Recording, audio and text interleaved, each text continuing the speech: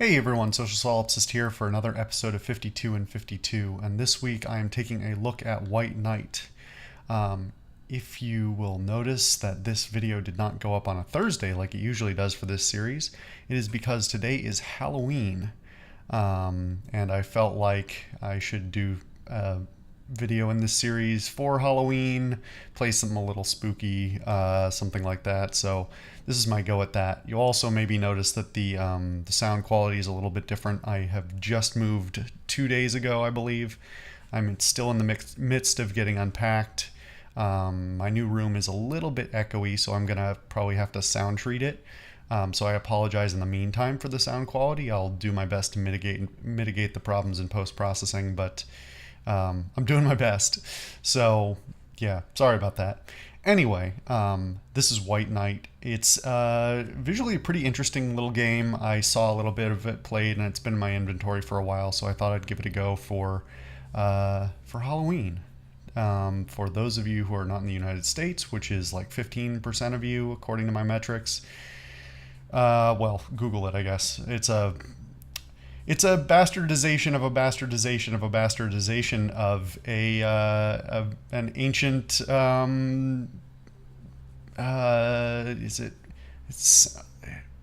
it's not, well, pagan is kind of the wrong term. I think it's originally Gaelic Irish. Samhain, I think, is technically sort of the originator of Halloween. Anyway, it's the Christian church and all that, and they adopted a whole bunch of shit. Anyway, now when you're young, you go out and eat candy and get it from strangers, and when you're older, you just get drunk in your house. That's basically it. So anyway, that's Halloween. That's my terrible explanation of Halloween for non-Americans. So let's get into this before I go on too long.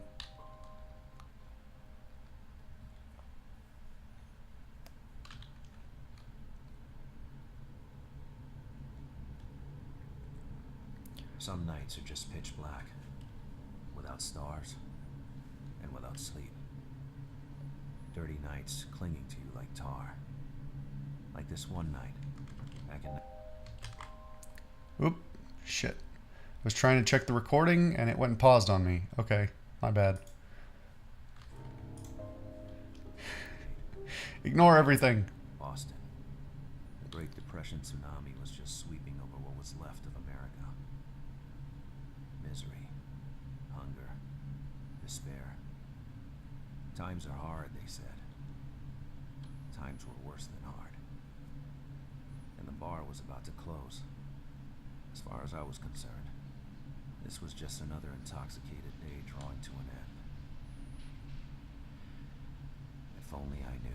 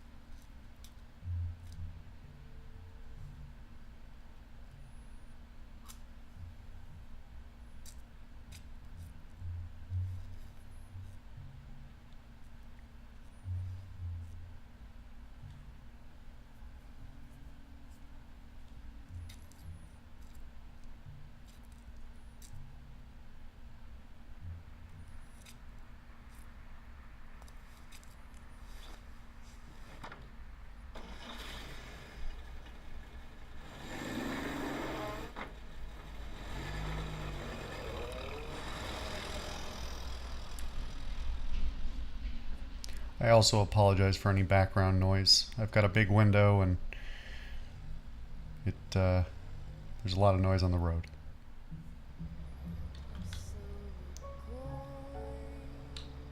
Okay, I'm in control now.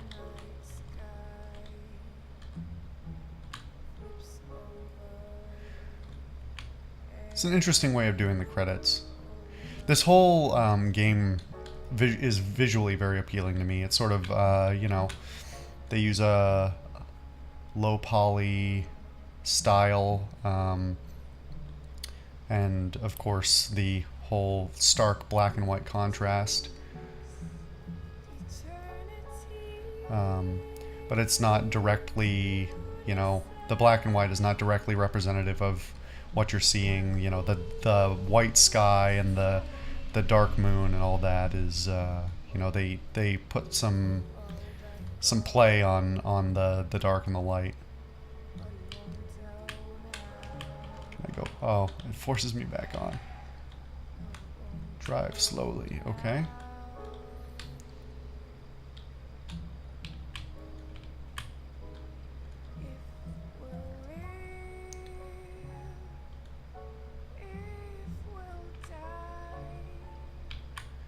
It's interesting the frame as well, because it was window boxed at the beginning. Now it's just letter boxed. I'm curious once I actually get like full control of, you know, once we're done with the credit sequence here, whether it'll open up to the full resolution as it ought to.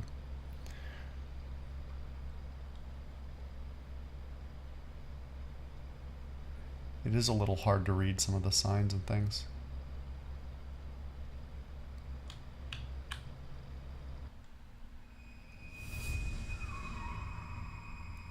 That's a ghost.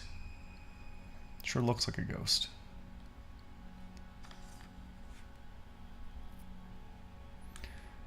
I just realized I might get a copyright strike on that music, which would be pretty frustrating. Hope I don't. Did I hit her? Was she dead? I couldn't remember. Thoughts were spinning in my head. I hope I didn't run her over. I hope she's still alive. I'm also a big fan of noir stylings, and it's sort of a genre in both, you know, TV and movies and games that is sort of lost to time a little bit. Where am I?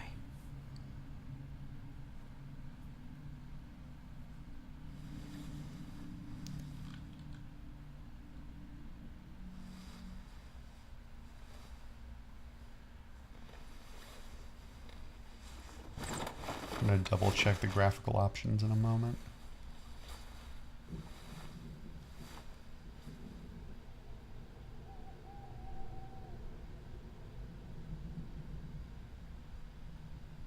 Do I have control? No. I think that's me right there. Yeah, I'm getting up. Okay.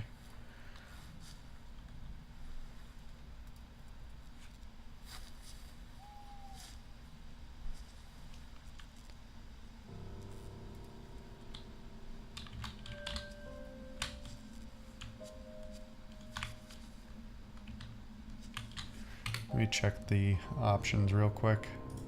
Oh, no. Let's see. Well, I guess there aren't any, at least not here. Okay, well, it does look like it's using the full frame. Really, I might, if I play more of this, I'd probably go into my graphics card settings and force anti-aliasing, because this could definitely use some anti-aliasing.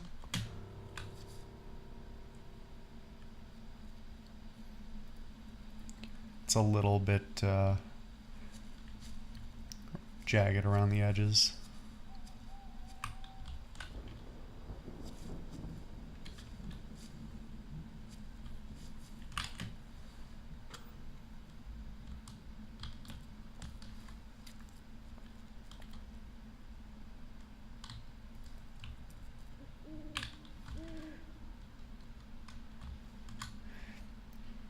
So this is something Spencer and I actually talked about in the video we also recorded for today that's going up on his channel, which is, you should go check out. But when you have a switching camera like this is the perfect time for you to implement tank controls. Obviously, there's ways to mitigate the issues with a switching perspective fixed camera. But when... I mean, I haven't really run into it explicitly yet, but you can definitely have problems game design-wise when your camera switches and somebody's still pressing a direction that's no longer representative of the direction they want their character to go.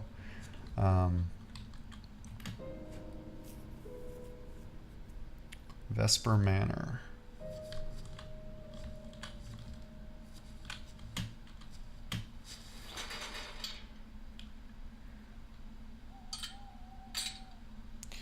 There's a lot of like there's a lot of graphical hitching. It's less explicit other places, but looking at these bars, I'm hoping it comes through in the recording. It may or may not, but I don't know if that's because of the how much of that is a lack of anti-aliasing and how much of that is I was trying to collect my thoughts. But the intense just pain was scattering rendering a low poly thing close up. my fear of being wounded changed into an obsession. Was I about to die?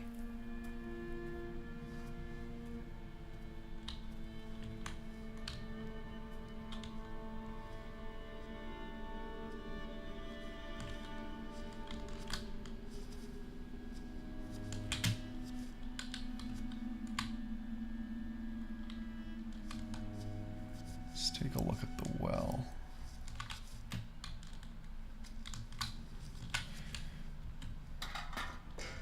Well, I mean, you could just push it down. That's fine too. I mean, could have been useful, but you just pushed it down the well.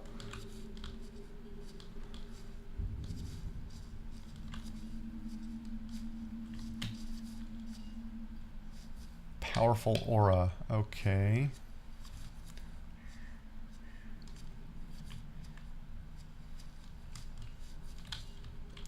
See, this is what I'm talking about with the switching perspectives, and yeah, suddenly the camera changes where it is, and pressing, especially when you're using a mouse and keyboard, and maybe that's my problem. I haven't unpacked my controller yet.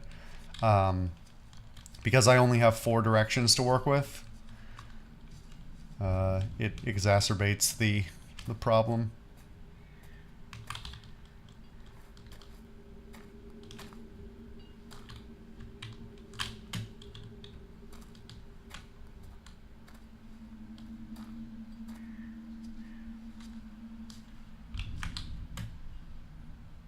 A bird table. I've never heard a bird bath called a bird table.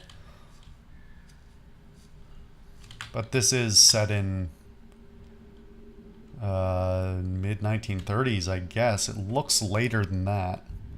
Noir is typically set in post-war America, late 40s, early 50s type of thing.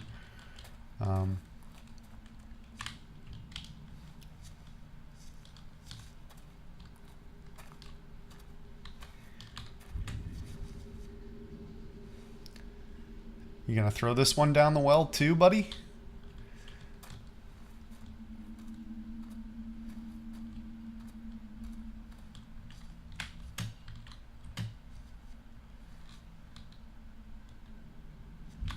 Oh God, there it goes again with the camera.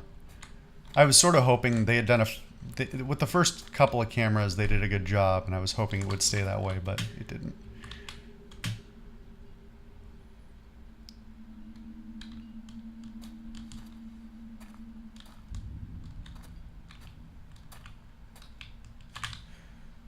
Did I look? I didn't look at the statue like I meant to.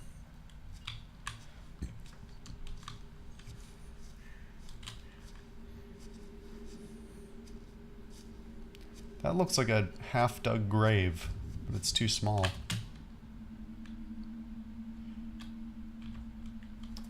I wish they had done, like, for a description like that, I wish they had like an insert frame where you actually look at the face of the thing, even if it's just like a silhouette against the sky or something like that. I feel like that would have been nice instead of you know. Obviously, this is a bit indie. I'm not sure what the obviously I'm not sure what the budget was like on it. I don't even know how many people worked on it, but I don't know. There's no, literally all you have is a text description. There's no voice acting, no visual representation of that thing or anything like that. So, oh God, now I'm behind a tree. Can't even see where I am. I just want to look at this box. Oh, apparently it's nothing. Really looks like it should be something.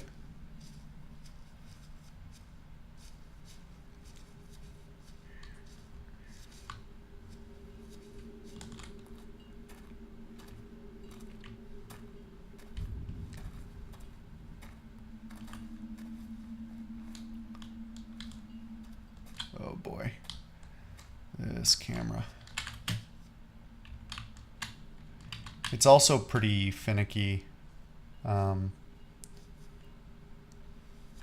with which direction you have to be facing to activate the looking at a thing. See, this seems like trying to go up those stairs was hard. I expected there to be a camera cut there, but there isn't. It's kind of odd.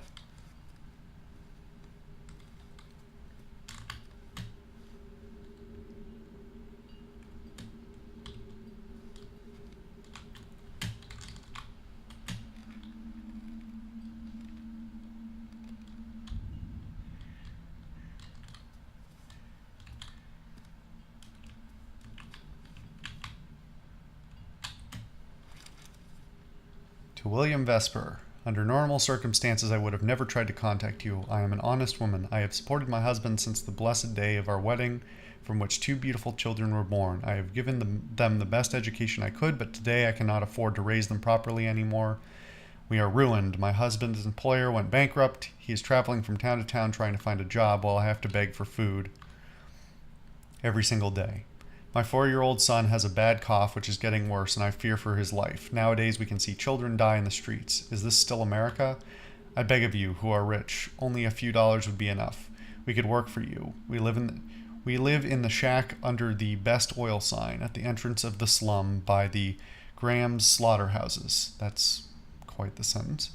Don't hesitate to come. Martha Kenton.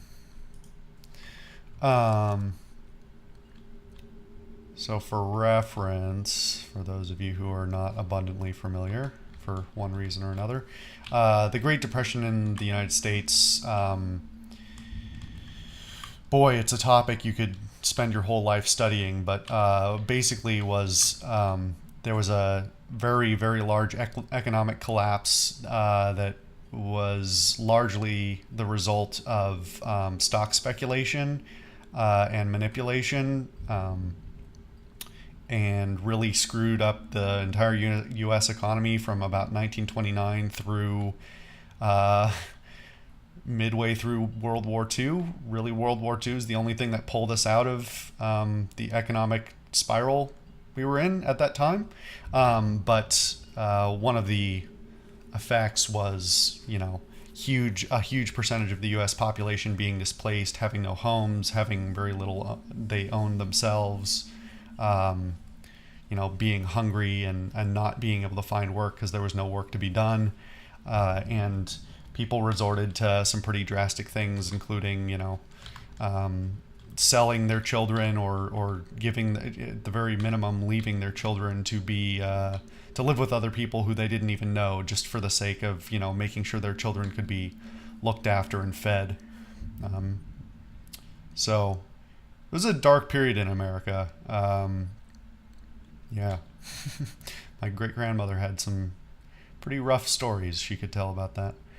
I don't actually know how long I've been recording this, but I think I'm actually going to stop here. You know what? Let's go in the front door. Let's see what it is.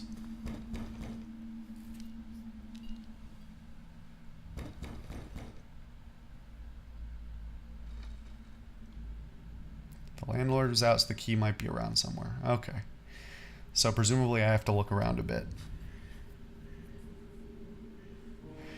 Well, I was all alone, with my pain growing and some nausea starting up. Don't stop. Think quick. Think well. It was just an accident. It happens. The girl must have made it out alive. I had to make it out alive too. all right, so I am going to call it for this video. This is an interesting little game. I mean, obviously didn't get very far at all. It's a bit slow on the start, obviously, but I think it's worth it. Worth it for me to continue to take a look at it. Obviously, I'm gonna back out of the game and give it a few graphical tweaks and see if I can clean up the lack of anti-aliasing is really not doing it any favors visually. Stylistically, I really enjoy it, but the constant because the camera moves just a little bit here and there, the lack of anti-aliasing and the kind of, I don't even know how to describe it if it's not properly captured here. Hopefully you'll understand, of the sort of sliding hard edges that are not pixel perfect because of the lack of anti-aliasing, makes it really look a lot more graphically rough than it actually ought to. So I'm going to see about fixing that. Yeah. Happy Halloween, everybody. We didn't get to much of a spooking here, but maybe we will in future. Anyway, thank you guys for watching. I have been the Social Solipsist. This has been 52 and 52, and I will see you guys next time.